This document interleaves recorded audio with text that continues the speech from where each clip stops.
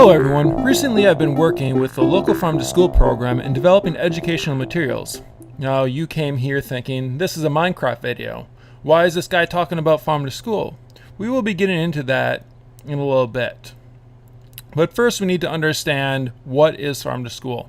Farm to school is a program in the United States through which schools buy and feature locally produced farm fresh foods such as fruit, vegetables, eggs, meat, and beans. Farm to School also incorporates nutrition-based curriculum that teaches about our foods and the systems they come from. Today we will be looking at the steps in the food system and how you can apply them to your life today if you are playing Minecraft. Also, you'll be able to tell your parents that you are learning real-life lessons from Minecraft. Now, when we're looking at a sustainable food system, there are several steps that are included in a sustainable food system. There's a step of production, processing, distribution, access, which would be like your grocery stores. We have consumption, that's the end user, that is you eating the food, and we have the final one, which is waste recovery or resource. So how do we deal with the waste from the system? Now that we know the steps in this sustainable local food system, let's see how they apply in Minecraft. So here we have all the machines that are used in the system for each step. So we have from waste recovery, production, processing, distribution, and consumption.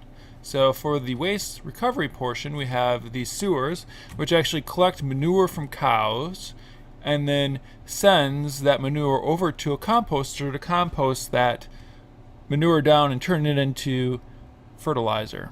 So what we're producing, or what production we have, is we have production of wheat within the game, which is fed to the cows. We have production of meat ingots, and we have production of milk from the cows. So these two are from the cows, this one's from the farm. For processing, we have a slaughterhouse. This kills the cows and gives us the meat. We have the meat packer. This packages the meat after it's been sent from the slaughterhouse. For the farm specifically, we have the planter, we have a fertilizer, and we have a harvester. So the fertilizer is where the fertilizer from the waste recovery section comes in. And we have the planter, which replants the plants after they're harvested over here. And the harvester harvests all these plants. So as we will see, some of these are still growing here, and some of these are fully grown because they haven't been harvested yet. Now for the distribution, we are going to be using a locomotive from Railcraft. And of course, for the consumption portion, we have our villagers, our testificates, and we have our cows. The cows are going to be consuming the wheat, and the testificates will consume the meat. So let's look at how all these machines come together to create a sustainable food system. So we'll start here with the production of wheat. So the wheat is harvested here, and it is sent from here at the farm inside to the cows here, and is put into this machine called a feed station. And this feeds the cows and makes them breed, so we get more cows. And then once the cows are bred, they are sent over here, and we have slaughterhouses set up underneath here, and they will kill the cows, as we will see here momentarily once they kick in. Then we come over here, the meat is sent to these meat packers, and they pack them into meat ingots. And look at all these delicious meat ingots we have. They're so good. And of course, underneath these cows here, we have sewers, which are collecting their manure and then turning it into fertilizer here, which is, of course, goes all the way back over to this main system over here to fertilize all of our plants that we have out here that are growing. Another thing that we have is we have ranchers, machines underneath here collecting milk. So this is a giant tank of milk that we have here.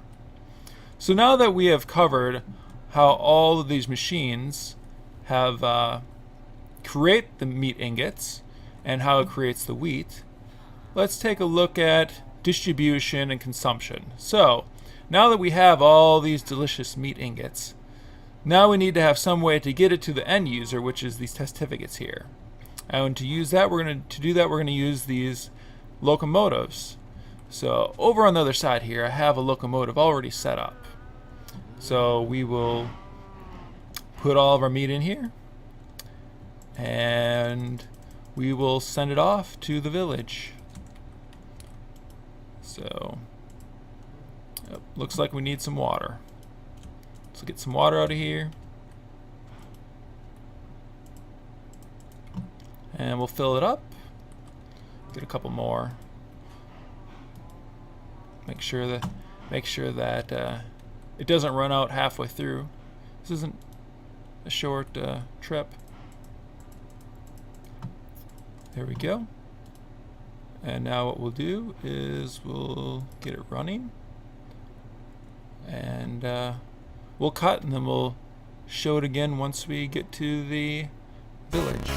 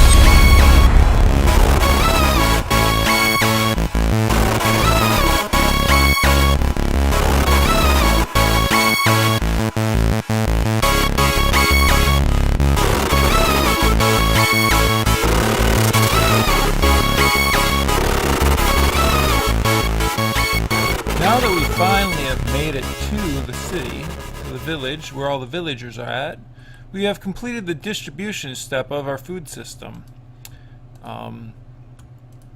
Many times when you get your food from a grocery store, it doesn't necessarily come from a local farmer. It may come from halfway across the nation, and so that's why I made this trip so long, was because it really represents, how our food system is run today.